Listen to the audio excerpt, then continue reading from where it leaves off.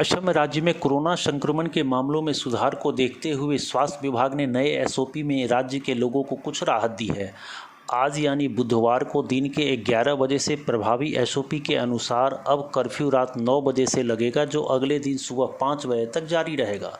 तदनुसार सभी सरकारी और गैर सरकारी कार्यालय तथा व्यापारिक प्रतिष्ठान अब शाम 8 बजे तक खुले रह सकेंगे। ऑड इवेंट नंबर के झमेले से लोगों को निजात दी गई है। अब हर दिन सभी नंबरों की गाड़ियां सड़कों पर चल सकेगी। स्वास्थ्य विभाग ने दोहरी सवारी पर भी छूट देने का ऐलान किया है। दुपहिया वाहनों में उन लोगों को दोहरी सवारी की इजाज़त है जिन्होंने कोरोना वैक्सीन का कम से कम 1 डोज ले रखा है, लेकिन दुपहिया वाहन पर बैठने वाले लोगों को अनिवार्य रूप से मास्क लगाना होगा। नए एसओपी में कुछ शर्तों के साथ अंतर जिला यातायात खोलने का निर्णय लिया गया है। इसके अनुसार पैसेंजर बसों में केवल उन्हीं लोगों को बैठने की इजाज़त होगी जिन्होंने वैक्सीन का कम से कम 1 डोज लिया है। इसके अलावा किसी भी वाहन में उसकी क्षमता के जितने लोगों को बैठने की इजाज़त होगी। अगर कोई यात्री वाहन में खड़े होकर सफ़र करता पाया जाता है तो बस के ड्राइवर और खलासी के साथ संबंधित पैसेंजर पर भी भारी जुर्माना लगाया जाएगा। खड़े यात्रियों को सफ़र की अनुमति देने वाले बसों का रजिस्ट्रेशन भी कैंसिल किया जा सकता है। स्नातकोत्तर, स्नातक और हायर सेकेंडरी अंतिम वर्ष की कक्षाओं के अलावा नर्सिंग और टेक्निकल शैक्षणिक संस्थानों को खोलने का निर्णय भी नए एसओपी में लिया गया है, पर यहाँ भी ऑफलाइन क्लास में उपस्थिति होने की इजाज़त केवल उन छात्राओं को दी गई है जिन्होंने टीके की कम से कम 1 खुराक ले रखी है। इसके अलावा शैक्षणिक संस्थानों को खोलने के लिए पहले संस्थान विशेष में 3 दिन का विशेष वैक्सीन कैंप लगाया जाएगा, जिसमें छात्र, शिक्षक और अन्य स्टाफ टीका लगवा सकते हैं।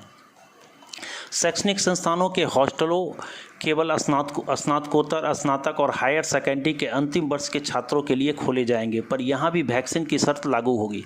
वैक्सीन दोनों डोज ले चुके छात्र हॉस्टल की सुविधा का लाभ उठा सकेंगे। खुली या बंद जगह पर 50 से अधिक लोगों की मीटिंग या जमावड़े की इजाज़त नहीं दी जाएगी। ऐसे किसी भी मीटिंग या जमावड़े की पूर्व सूचना स्थानीय थाने को देनी होगी। मीटिंग या जमावड़े में वही लोग भाग ले सकेंगे जिन्होंने वैक्सीन का कम से कम 1 डोज ले रखी हो। जिला उपायुक्त की इजाज़त से किसी भी बंद स्थान पर 200 लोगों की भीड़ के साथ सार्वजनिक या निजी कार्यक्रम किया जा सकता है, पर ऐसे कार्यक्रम में भाग लेने वाले लोगों पर भी वैक्सीन का कम से कम 1 डोज लेने की शर्त लागू होगी। इसके अलावा जहां इस तरह का कार्यक्रम किया जाएगा वहां की क्षमता के 50% लोगों को ही इकट्ठा होने की इजाज़त होगी। विवाह और अंत्येष्टि कार्यक्रमों में 1 डोज लिए हुए अधिकतम 50 लोग शामिल होने की इजाज़त होगी। राज्य के महत्वपूर्ण पूजा स्थलों में 1 घंटे की अवधि में 40 लोग ही जा सकेंगे, जबकि अन्य पूजा स्थलों में यह सीमा 20 लोगों की ही होगी। पूजा स्थलों में जाने के इच्छुक लोगों के लिए वैक्सीन की कम से कम 1 डोज लेना अनिवार्य है। सिनेमा हॉल, मल्टी कम्प्लेक्स और थिएटर पहले की तरह बंद रहेंगे। आगे देखिए उनके द्वारा क्या कहा गया। जिखन नतुन एसओपी मानक सञ्चालन प्रक्रिया আজি আপোনালোকৰ জৰিয়তে মই অৱগত কৰিব বিচাৰিছোঁ আৰু এইখন আজি 11 বজাৰ প্ৰায় কাৰ্যকৰী হ'ব। আমাৰ কাৰফিউ ইয়াৰ আগতে 7 বজাৰ পৰা আছিল। 7 বজাৰ পৰা থকা কাৰফিউ আমি 9 বজালৈ লৈ গৈছোঁ। নিশা 9 বজাৰ পৰা ৰাতিপুৱা 5 বজালৈ 8 ঘণ্টাৰ কাৰণে কাৰফিউ থাকিব আৰু নিশা 8 বজালৈকে দোকান বজাৰ সকলোখিনি খোলা থাকিব। ঠিক তেনেকৈ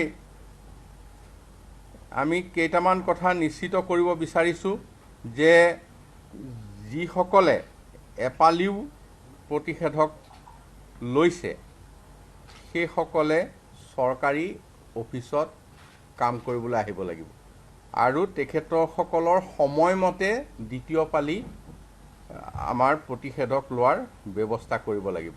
এতিয়া প্ৰত্যেক চৰকাৰী কাৰ্যালয়ৰ মুৰব্বীজনে তেখেতৰ নিজৰ কাৰ্যালয়ৰ এখন সকলো কৰ্মচাৰীৰ তালিকা প্ৰস্তুত কৰিব লাগিব।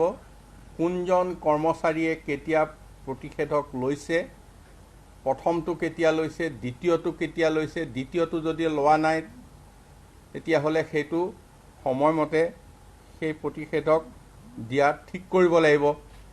কেনেবাকে যদি কোনোবাই